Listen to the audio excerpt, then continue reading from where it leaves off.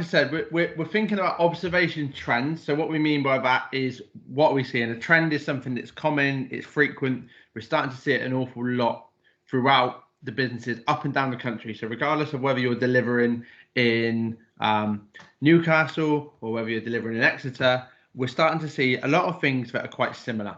So this is what we're going to first of all identify today. We're going to find out what you guys are doing as individuals, and we're going to look at ways that potentially you can improve on them, or ways that we can become better in our delivery up and down the country. So the first thing I want you to do is I want you to go to the chat box, and I want you to start thinking about what your understanding is of observations. So what is an observation? Maybe why do we do it? But what is your understanding of an observation?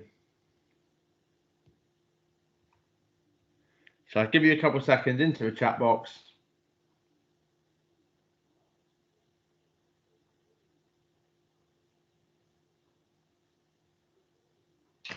Brilliant. James, first one in. So it's there to help the coach / the company to learn and develop. Brilliant. How are we supposed to know what our areas for improvement are if we're not looking, we're not checking, we're not studying to see where they are? If you think about a professional football team or a sports team, loads of sports analysts always looking at everything they do to see if there's some areas which they can improve on, looking to improve by 1% every time they go out into the field. And it should be the same with us as coaches. If we can get better by 1% every time we coach and teach, by the end of the year, we're going to be absolutely flying, and we're going to be twice the coach we were at the start of the year, for example. Libby, to get an understanding, I've lost it, to get an understanding of where APs are and what their areas for development are. Brilliant. So actually supporting an activity professional, and I'm sure a lot of you on this call at some point as a coach, and I can even speak to my own experience at some point within or frequently within our coaching lives, is we find areas where we potentially struggle in an area. There's something that's we're really struggling to get better at, or it's causing us real issue every lesson. And I think for me, a real key example of that from my personal case was when I was starting out my coaching career, thrown into the deep end a little bit, delivering in a curricular environment in what I would consider to be quite a challenging school, in a particularly challenging class at the time, and I really struggled with the behaviour management. I just couldn't get it right. I couldn't get the children to engage and listen, and there's probably multiple reasons for that. But actually, it was a lot to do with the activity that I had been setting up. It was quite slow, lots of line drills, and it just meant that behaviour would get out of hand, and I couldn't control it, and I couldn't understand why that was happening. And it was only when actually I got assessed by somebody or observed by somebody that they actually said, look, what's the issue with a line drill? And actually asked me a question, which made me think. And having that fresh pair of eyes on made me think, made me see myself and see my sessions in a different light, which I was being quite blind to before. And I just kept doing the same thing. And I was expecting different results by doing the same thing. So that was really important for me. And I think that's, for me, one of the biggest areas of observation. It's not about checking up on people at times. It's about actually providing that different set of eyes to support you. Lots of things here about actually, Dan, that's a really good comment in there. You've actually said about develop your product. So actually what you're delivering, whether that's sport, wellbeing, goal, how can we make that better? Is there something that we need to improve? Have we identified actually, you might identify that actually, do you know what, we're sending coaches into schools with equipment that's not proper. I need to raise that back to my franchisee or my team leader, whoever it is, so we can impact that and make our sessions better again. James has also talked about effective feedback and targets. So brilliant. Actually, it's the observation for me is the start. So a lot of people think, oh, once the observation's finished and the assessor or the observer leaves, that's it, done. I'm out of it now. I can relax. But in reality, that's the start of the journey there. The assessor and the observer has given us some effective feedback, like James has alluded to, and now I've got some targets which are achievable. So talk about SMART targets, James, which is great. So looking at actually what do I need to do to get to the next step to jump up now? And actually, I want you to come back and see me again, and I can show you how good I've got within those areas that you potentially noticed last time. So brilliant, really good answers. Everybody just could you just give me like a thumbs up if you've been assessed or observed, whether that's formally or informally this year, or in fact if you're doing the observation and the support yourselves. Brilliant, loads of thumbs coming through, which is exactly what we want to see. Brilliant. And James also an assessor, excellent. So it'd be really great to get your input into some of this. So So we've kind of alluded to why some of his areas are. I'm just going to flow through. Libby's also doing some assessments, which is great. So we've alluded to this. So brilliant. Your answers are absolutely spot on at the start. So why? We want to improve our standards and develop our staff. So first and foremost, there's two kind of points to this question or this statement. Improving our standards. Why is that important? Why is improving our standards important? No matter who you are within this school. So James, Libby, you're currently doing the assessments. Think about yourself now as an AP. Why is it important for you to improve your standards?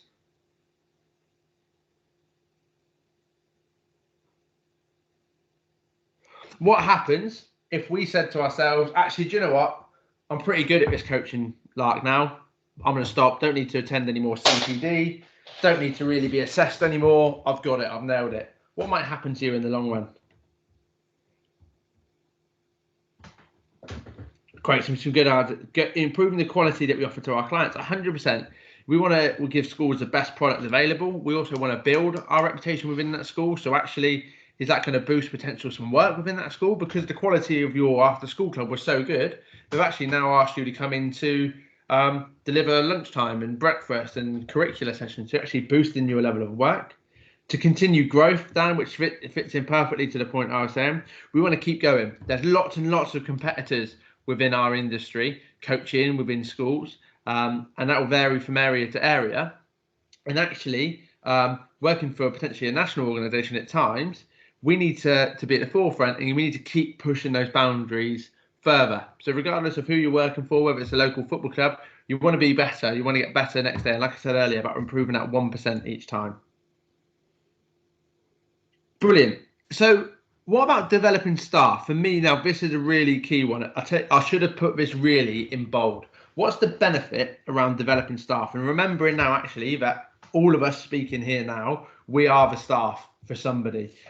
You guys as activity professionals and whatever your individual roles are within your business, myself as a tutor and IQA, I'm a member of staff still. I want to be developed. I'm sure you guys want to be developed, but what's the purpose of that? Why is it a good thing for us to help better?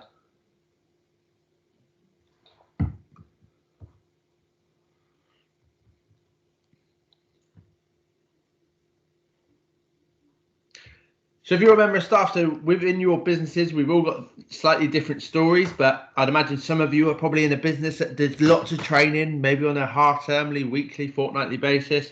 There might be some of you on the call that actually only does CPD once a year, for example. Now, what do you think the difference is between those two examples?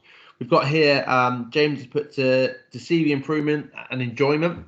Definitely, I think if you're starting to see yourself improve within a job, and also you're starting to enjoy your job, you're probably going to stay there a little bit longer, aren't you? You're probably going to see it more as a career and look to stay there long term.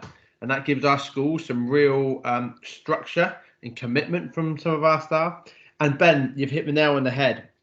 They feel valued, and it encourages them to be the best they can deliver, or they can be. So yeah, we want to empower our staff to first of all feel really valued, and ultimately actually want to go out and do a better job for everybody within the organisation, for children that we're working with on a daily basis. And again, Heather's alluded to that as well with a brilliant point around valuing their motivation and improvement to coaches. So actually, we're going to start to develop a bit of a culture within your respected organisations where you want to improve coaches, and actually you've got people that are now saying, come and observe me, I want to know what I can do better, or I need to go on this bit of training because I want to do better. Brilliant. So the next point I put here is a little bit of a looking at the wider ripple effect of observations, and why we're so keen to consistently do these and do these as much as we possibly can. So I put in here to support schools and retain or grow provision. So what do you think I mean by that? How is an observation going to help us in supporting schools and retaining or growing our current provision?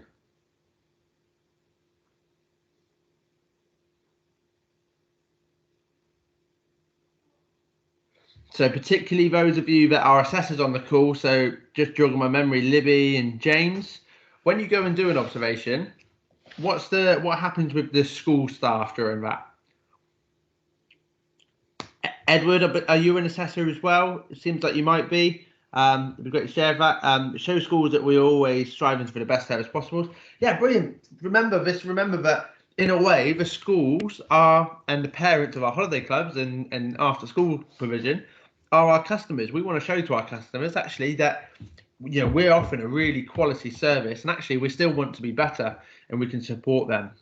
It shows we care about the progression of the child as well. Definitely, everything we do, personally as a coach, should always come down to the participant. If the participant, whether that's a child or an adult, whoever you're working with, if they're not at the sole purpose of what you're doing, we're probably not giving the best quality available. If we can develop the person in front of us first, that's a real big indicator that we're delivering some quality, high standards.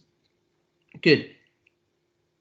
The other thing that we haven't alluded to is actually it's going to help us support schools in identifying some weaknesses. So lots of things that's come up is around real high quality, supporting people to get better. But actually, we might turn up to a school, and when I do an observation, is actually I'm going to make sure I book in 15 minutes with the business manager or the PE coordinator, whoever it is that you deal with within that school, and I'm just going to find out, have you got any issues? Is there anything that we can do better? We might start to identify that actually, Joe Blogg's coach has been 10 minutes late every week. And that's a real big concern. And when our sales managers from our businesses goes back to a school to try and get more provision, the school are going to pull out a long list and say, actually, since September, we've had X, Y, and Z issues with the delivery. And actually, if we had gone in to assess and support earlier, I might have found out about 2 of those issues in September or October, and I might be able to change them and develop that member of staff to stop making potentially the same mistakes, or to keep being late, for example. So it's really important in supporting and growing provision. Also, as an assessor, again, somebody earlier, can't remember who it was, but made a really excellent point around products. So if we're going into schools might not be aware that actually we can do sport, we can do performing arts, we can do game of actual life, we can do well-being activities, we can do golden mile. We've got loads of strings to our bow, and sometimes it's like a game of poker. We've got loads of quality cards in our hand, but we just keep playing the same card time and time again. Why don't we start to show schools, actually, do you know what, we've got almost a royal flush in regards to the products we can offer. So it's definitely going to help us to grow and support schools more. And we spoke about monitoring performance. Okay, so as staff, I think monitoring performance is really important. I think for me, again, as an individual, I think sometimes if you're left to your own devices, you can go a little bit stale. I spoke about earlier how when I started coaching, I had a real issue with the school that I was working in.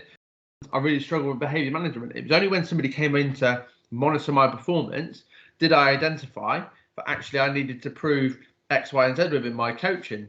And I think if that assessment observation never happened, potentially with the way I was delivering, potentially that might have led to that school actually thinking, do you know what, we're not really getting the bang for our buck here. We might have to look into alternative provision. But actually that assessment then allowed me to identify, do you know what, I need to change X, Y, and Z, which then I've done, and potentially that might have kept that contract in the school, for example. It might not always be to that level, but monitoring in performance, I think for me, is really important. And as AP, I've been an AP myself, so again, I am quite a lonely world as well. So actually just having someone come out to see you in schools, it's quite nice to have that face-to-face contact with a colleague area where you don't really see people in an office day to day. You're here, there, and everywhere between schools. So it's a really important part of our delivery, I feel. Brilliant. So my next question is how. So who comes to assess you? So your team, it might be your team leader, your manager, your trained assessor coming out to do a formal assessment that goes on to the BMS. For example, I know a lot of you earlier put your thumbs up to say you've had one of these, which is brilliant, and the way they can support. But how many of you now, just by putting a thumbs up or thumbs down, have had an assessment or an observation from a peer or a colleague? Brilliant. James has put a thumb up. So James, could you just tell us who that was and kind of why you did that, Dan, as well, which is brilliant. Be really honest if you put your thumb down if you haven't, because it'd be good to know as well. Yeah, so we've had peers and colleagues come out. So as part of the CPD with them, they come out with senior members of staff. Brilliant. And then you get them to evaluate your lesson or assess your lesson. Yeah. There's less formal. It's not formal. It's just an informal thing to help them develop and also help you develop. Good. So, what did they do well? How would you do it differently, etc.?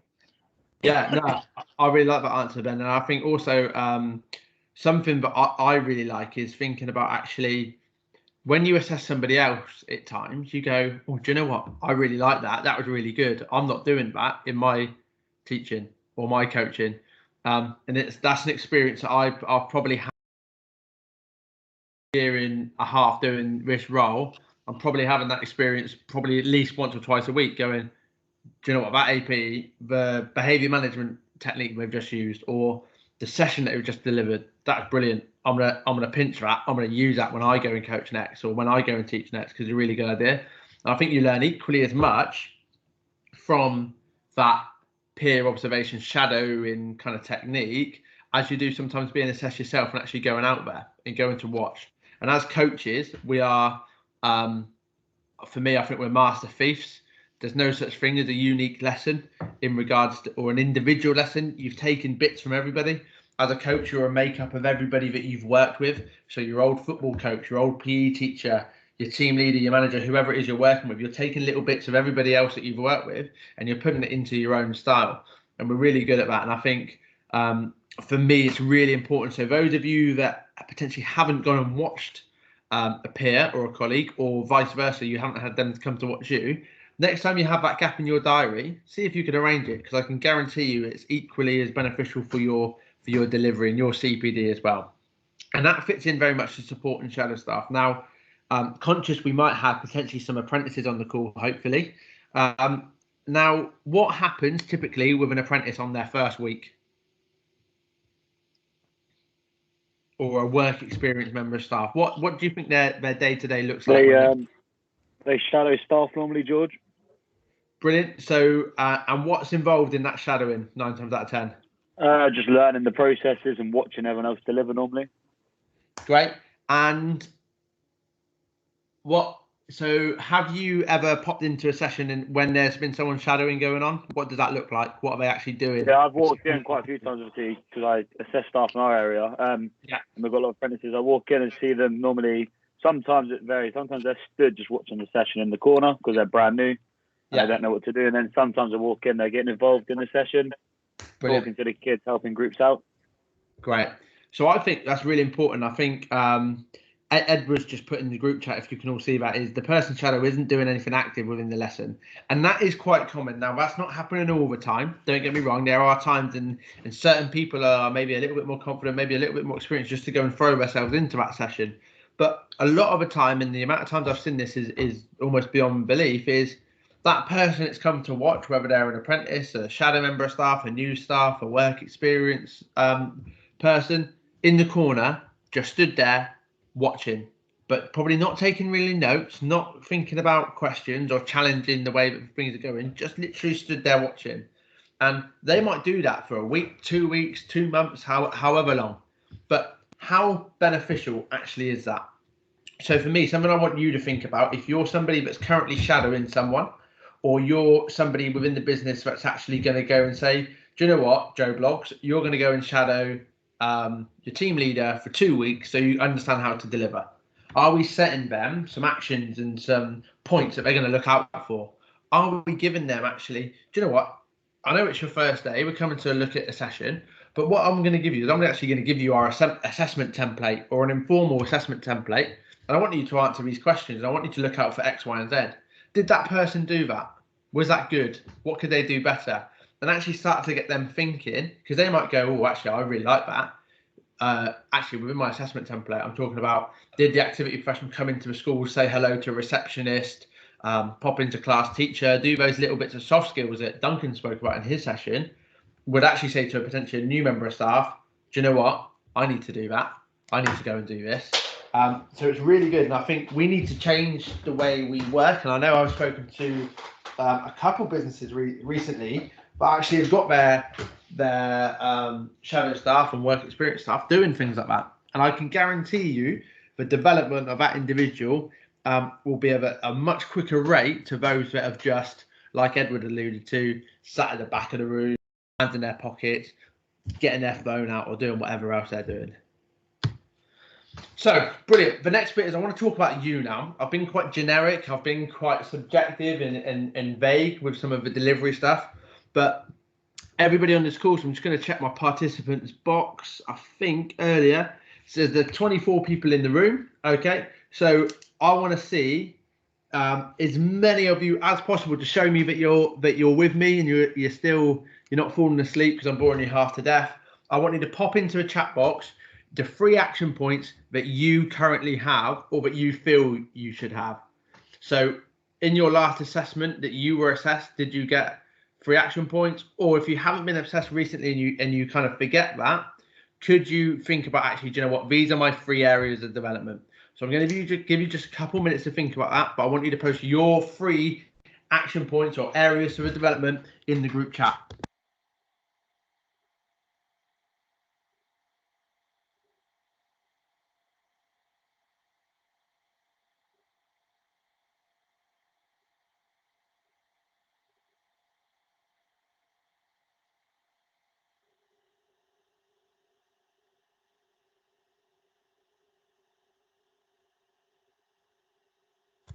Okay, just waiting for them to come through. I'll refresh my page.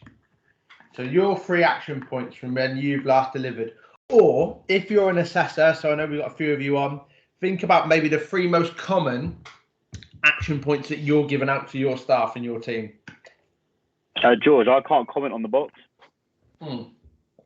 Okay. Comment. Who's that? Is that Jake? Yeah. Do you want to share them with us now? Do you know what they are? Yeah, I know what they are. So I'll go from like the assessor's point where I go out and assess people, like the apprentices. Yeah. The most common one is I set like the main one is to learn different styles of behaviour management. Okay, brilliant. So what do you mean? Quite often we find our apprentices will either like blow a whistle then talk really quietly, or start like talking over the kids. So I try and set them some different styles of how to like control the class so they're quiet and they're listening to them. So for example, using a clap, using a nice clear loud stop, and just trying different styles like that to help them develop their behaviour management styles. Yeah, brilliant. Yeah, I really like that, Jake. And it's a really common one that I think we see nationally as well. And it's a really, really difficult one to get into, I think. And something you alluded to it there, and something that I see a lot is, right, the class gets noisier. So what happens to the coach? Their voice. They talk louder. They try and talk louder and louder and louder. And then if you're in a sports hall, all it is, you've got this just like crazy noise with a coach shouting at the top of their voice, children running around screaming, where actually, if you're a coach, do the opposite. So when you start to talk really quiet and you start to whisper, and all what you can see from the children is all their heads start leaning in because they can't hear what you're saying, and the noise level drops. And it's such a common coaching. I remember when I first got told this, I thought, boom, now. And I tried it for the first time and I was shocked to see how effective it was. So I started to go down to whisper, and the class followed my kind of voice tone because they want to hear what I'm saying. But if I'm shouting, they can't really hear it and they're just talking over you. So it's really interesting. We got a couple more coming into the group chat. So thanks for sharing that, Jake. That was great. Cross-curricular themes from Cameron, really important. Thinking about actually, this for me is a really important one to how we can embed ourselves into a school. Go and chat to a class teacher. Oh, you're learning about Romans today or this term. Right, okay, in our gymnastics session, we're going to talk about marching like Romans and creating those themes in and doing that cross-curricular link, which is really important. Just trying to look for a few more. Edwards put, for me, one of the most common ones as well, I agree, is youth for differentiation. So what do we mean by differentiation? Does anybody know what that word means? It's a word that we bound around a lot in the coaching and the education sector. Different tasks for different ability groups. Yeah. And changing different equipment and stuff like that as well. Yeah, brilliant. So, so think about, we've got 9 times out of 10, I'd say on average, we're probably working with between 15 and 30 kids, whether that's in after school clubs or curricular sessions. Probably somewhere between 15 and 30 is going to be our average for every session. Now, out of those 15 to 30 children, they're all completely different. They're different abilities, they've got different enjoyment, different personality, different learning styles. But how often, as coaches and as teachers and tutors, and I'm guilty of this as well, do we actually think, I need to plan my sessions for the individual rather than a group? And actually, I'm going to make sure that person 1 to 5 are they need some more visual learning cues. Actually, person 6 to 10, they need to be using a bigger ball, and so on and so forth. And it's really important we think about that. And I talk about planning for the individual. So you've got to plan for the individual. Now, what I don't mean by that is that you plan 30 different lesson plans for one group, because that's just not going to happen. You haven't got time. We're all far too busy to do that. But what we do need to do is understand the group and actually potentially start to kind of categorize your group. So do you have lower, middle, and higher ability groups? Do you have different groups for different style of learners, for example? You can change the activity to suit the individual. Dan's put around again in here with using ICT within the session. So if you haven't watched Nick's session that he just delivered, make sure you subscribe to the YouTube channel. I will post that in the group at the end of the call. But it'd be great for you to go and look at that session, because Dan, that would really help you, or really help you support your staff potentially with using ICT within your. Brilliant. So that's really great to know. And I want you to start to think about how can you now impact on your own or your team's action points. So one thing we're really, really good at across the country when we see assessing PE in sport and performing arts and the other products we do, is we do have some really targeted, brilliant action points. But what maybe we don't have to as good a quality is the plan that follows that. So if you've told me use of differentiation is important, what am I going to do to make that better for myself or my team? If it's cross-curricular learning, how can I develop my knowledge on cross-curricular learning or my team's knowledge? So start to think about what the next step is. Brilliant. So talking about trends. So I've pulled from a report that we submitted in the last year, the most common actions that we found. So on average, I think we were probably seeing maybe 15 sessions a week, Premier sessions a week between myself and my colleague Neil, who was working last year. And actually it's probably gone up now because we've got a new addition to the team in David Gould. But we're probably, so in total, we're seeing 30 sessions a week up and down the country. And these are the most common areas that we saw. And we saw use of Q&A as a real common action point. So what do you think, what do I mean by use of Q&A? First of all, Q&A, question and answer. But what do you think I mean by that?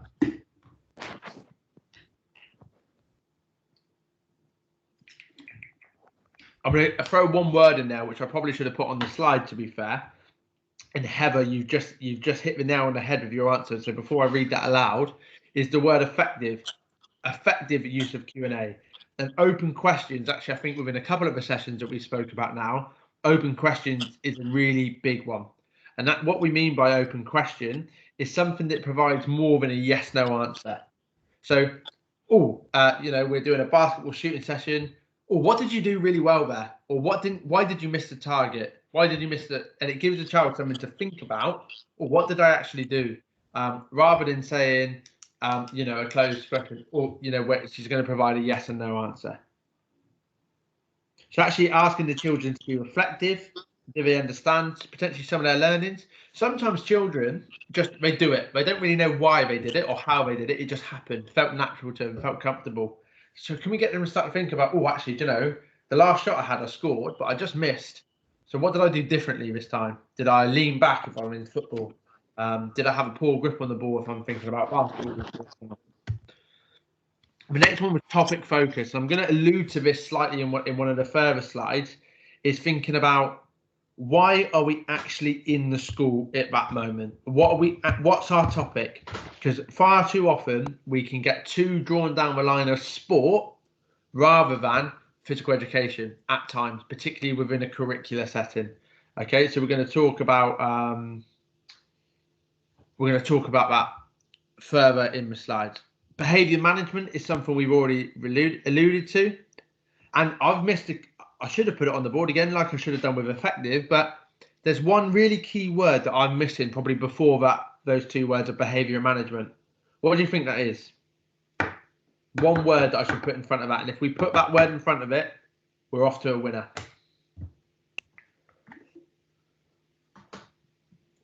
Consistent. It's not consistent, Edward. However, it's a brilliant answer. Consistent behaviour management, getting those things in is going to be really vital. Libby, boom, nail on the head. Positive behaviour management. When we think of behaviour management, straight away the picture that I paint in my mind, and I would guess that you paint a similar picture, is I'm going to go back to that coach screaming and shouting over a really loud class and telling people off for being naughty. It's a negative. We always think negative with behaviour management. I don't know why, but we do. It's something that's drilled into us from, again, I think Nick alluded to this in the previous session, is looking at education and think it can be quite autocratic. For me, it's not very progressive. It's very regimental at times. And that's what we go to. We go to that autocratic, almost army style shouting, kids in a single file line, walking, marching up and down the school. But can we make it positive? Why don't we actually start to praise the kids straight away for the things that they do well, rather than the things they don't do well? Now, we talk about setting expectations. Now, why do we set expectations with the negative elements rather than the positive elements? So paint the picture in your head. AP walks into a classroom. You've got a class that are getting changed. It's really loud. Everybody's going absolutely mental. What do? What does the AP, the coach do you think? And I've been guilty of this probably 100 times over.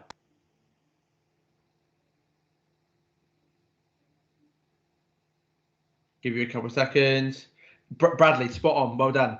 They raise their voice. They go in and they shout, and they look for the one kid that's just thrown his ball of socks at his mate, and they grill him. They go really loud, really shouting, and try and make an example out of that child mucking around. But in reality, what effect has that had on the kids? It's put them all in a bit of a bad mood. He's now not very happy, maybe gone and had a little, maybe even got quite upset and doesn't really want to be in your session anymore, doesn't want to talk to you for the rest of the day. Or actually, think about it on the flip side. If I walked into that classroom and said, little Sarah sat in the corner, she's already dressed, she sat there, arms folded. Why don't I go in and point to Sarah straight away? Sarah, brilliant, thank you, well done for being the only child in the room that has done that correctly. Because the rest of the group now go, oh, blooming hell, I want a bit of that praise. I want to be like Sarah. I want to sit down and get ready. And they start to identify, oh, what I'm doing is wrong. I shouldn't be doing this. I should be sat on the carpet by now, changed. So positive behaviour management will be much more impactful. And if you can have that flick in your mind or in your team's mind, you'll start to see that action point eradicate. And again, we spoke about differentiation, which is a really important one. So think about how can we suit the needs of all the individuals within our class. What could you do? Think about what we do as a network, particularly within curricular sessions again, that supports us with differentiation. What do you have to do, or what do you do on kind of a half-termly basis that's going to support you in your judgment in regard to differentiation? Assessments. Sorry, say that again. Assessments on the children in the class. Spot on. Your assessment. So actually starting to identify within my group, I've got, we use the CARED model, and thinking about how we can start to categorize the learner within their competence, whether they're active and healthy, are they reflective, are they engaged, and are they disciplined? And that's our CARED model. And actually starting to do that might help me with maybe starting to pre-plan some groupings. And actually within my lessons now, I might start to do some carousel activities where I've got all my learners that are emergent or lower ability learners doing X activity. I've got my middle guys doing Y activity. And I've got my higher, maybe gifted and talented performers doing Z activity. But it suits the needs of that individual, which is really important. So I'm going to allude to this because this links massively for me to differentiation and also linking back to the topic focus. Why are we there? What are we trying to do? I've got this term up here, long-term athlete development. Okay.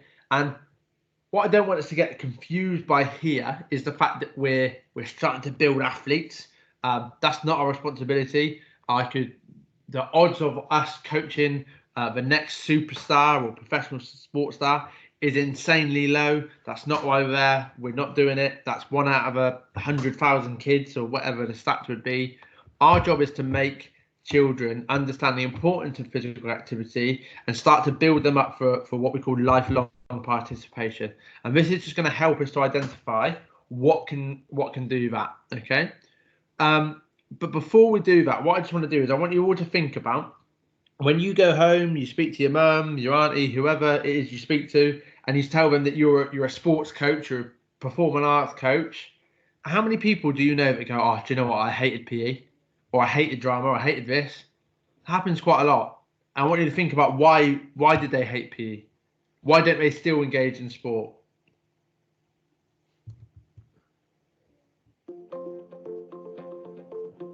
Also, please let me know quickly. Welcome to the Fundamentals of Movement video from Sports Scotland and Sports Coach UK. Today, we're looking at those crucial first steps towards creating physically literate young people with the confidence and competence to take part in physical activity or sport throughout their lives. Getting this right. So I'm just going to stop it there very quickly. 2 really key words have come up in this video already. What were they? Both beginning with C. 2 really key words.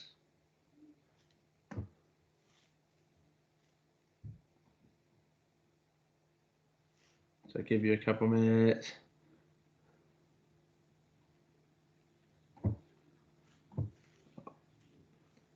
Okay, so I'll help you out. Oh, brilliant, Heather.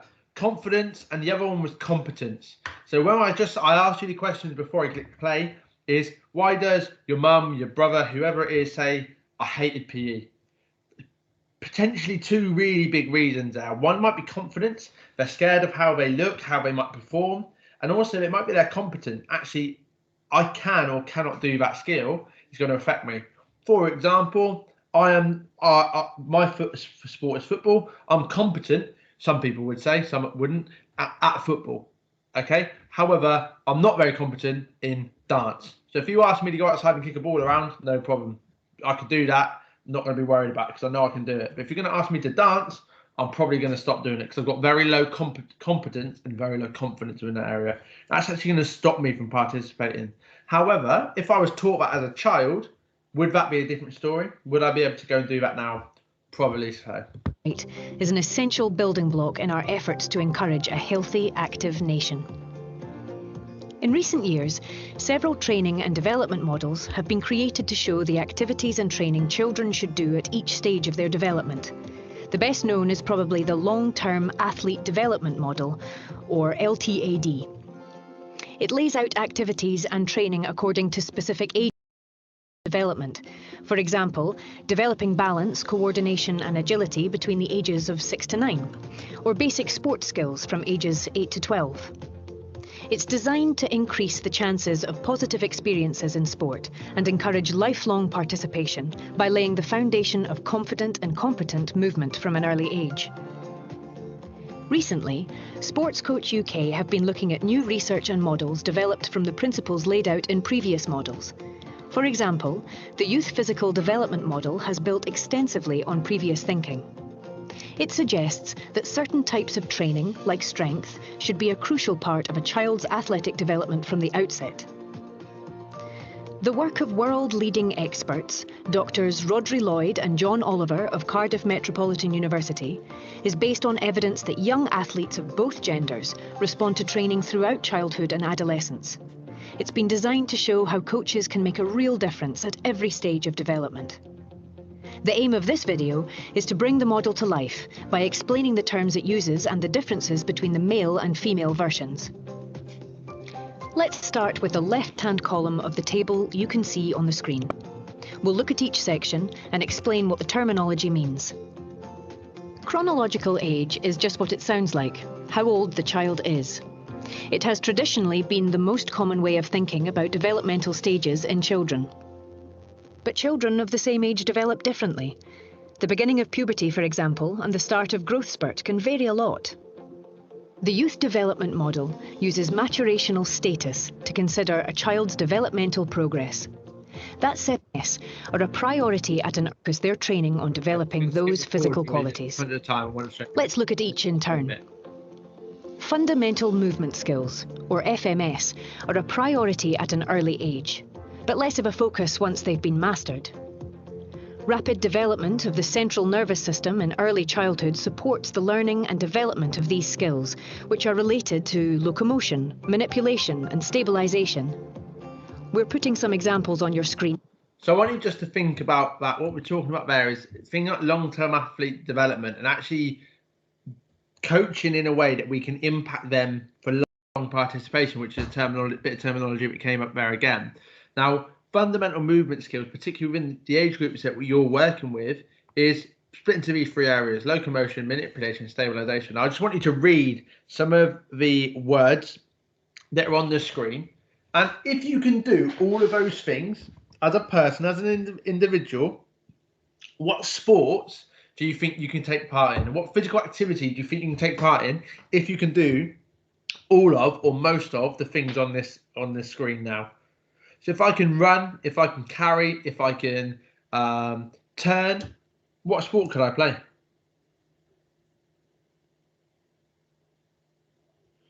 James, Bradley, football, Heather, James, any sport. Exactly right. And that's exactly the thing we want to be working towards. We want to be delivering sessions that develop people. So when they get to year 6 and they move on to secondary school, is actually that they're not just a cricket player, a netball player. They can do everything, and they actually enjoy everything because they've got high competence in all these areas, which is going to lead to higher confidence within these areas as well. So it's really important that we start to think like that. I just want to show you that video. So I'm really conscious of time, so we've got a few minutes left. And the other area for differentiation is, again, thinking about steps. So we spoke a minute ago around competence and confidence and how we can work for differentiation. Now, the steps model for me is the biggest observation trend and CPD area we have as a network. We don't use it effectively enough all the time. And for me, this is the key to delivering an excellent session, particularly within young children. So for those of you that haven't seen the steps model, it's a model that's put in place for you to be able to progress and simplify some of your activities to suit the needs of the participants. So how can you change the activity? By changing the space. Do we need to make the space smaller, making it harder to pass and receive? Do we need to make it bigger to actually make it easier to pass and receive? Thinking about the task. So actually, now do I set a couple of individuals a task where actually you're only allowed to throw and catch with your left hand, or actually 4 or 5 of you might have to catch with both hands this time. Thinking about the way you change equipment. So are we using different size balls, different types of balls, really challenging that person's competent within that. And again, also for differentiation, thinking about the person or the people. So actually, my highly gifted and talented learner, I'm really going to start to challenge you now by changing the following for you. And I'll use an example again. I said I'm a bit of a football nut, and there's a really good story that I watched recently on a coaching podcast, and they were talking about Gareth Bale. So those of you who don't know, Welsh footballer, plays for Real Madrid, unbelievable player. When he was in the Southampton Academy, he was that far above everybody else, gifted and talented wise, that they started to edit and change using the steps principle, changing the game. So he would firstly start to develop, because he wasn't developing, it was too easy, but also it wasn't being detrimental to the rest of the academy group he was in. So what they did is, in the game of football, he was a left back when he was a child. And what they did is they combed out the area that a left back would play in, so the left-hand corner of the pitch. And Gareth Bale was only allowed to play within that segment and could only use his right foot. And they spoke about the coaches, how actually this really started to get him to challenge. He got on the ball a little bit less and actually improved his right foot. And actually it's potentially sessions like that allowed him to develop into becoming a really good all-round player, rather than just specialising in one position or one area. And that's the same for a lot of things. So I want you to think about the steps model as best you can when delivering. I'm sure some of you use this really effectively, but it needs to be used in every interaction, session, or program that we deliver. It's really important that we do that. So just a couple of minutes left to overrun. So we've got some strengths and some common trends. This is what we found. So this is pulled again from a report that we did last year, and we're looking into some of the key strengths and areas within the business. And actually something we found is we've got some fantastic relationships with schools, which is brilliant. We've got great partnerships, And we've got a group of AP, so I think approximately it's about 950 to 1,000 activity professionals up and down the country, want to be within this industry. You've got a deep passion for working with children, which is absolutely excellent. We've talked about the quality of delivery being slightly lower than anticipated. And what I mean by that, I don't want that to come across in a bad way, but what we mean by that is we're not seeing the use of steps well enough, or the topic focus well enough, differentiation well enough. It's the technical side of the delivery where we don't necessarily understand why we're delivering rather than knowing how or what to deliver, if that makes sense. So it's that theory behind why we're delivering is becoming difficult. We struggle with planning, and actually the reason why I think sometimes we struggle with planning is because we're not using the steps model potentially well enough. I really want you to think about how you can use the steps model within your planning. So how can we improve within these areas? We've got our Premier course, and I want you to think about those within your delivery. And I want to think, how are you adhering to those as a member of staff? Are you thinking about committing to continual improvement, which is our core value number 4? Are you utilising some of the support that's there for you? Trainwithpremier.com. So you guys on the call, yes, 100% you're utilising that. You're on the call. A lot of names we can see are really frequent. So some of you are really logging in loads, which is great, and I'm really hoping this is benefiting you. But are you thinking about, are you utilising your apprenticeship if you're apprenticeship? Are you utilising the resources out there within the industry? Are you a member of UK Coaching or Simpspur, where you get access to blogs and content that's going to help you develop? And also with the amount of qualifications that are being written through our partners at Transcend.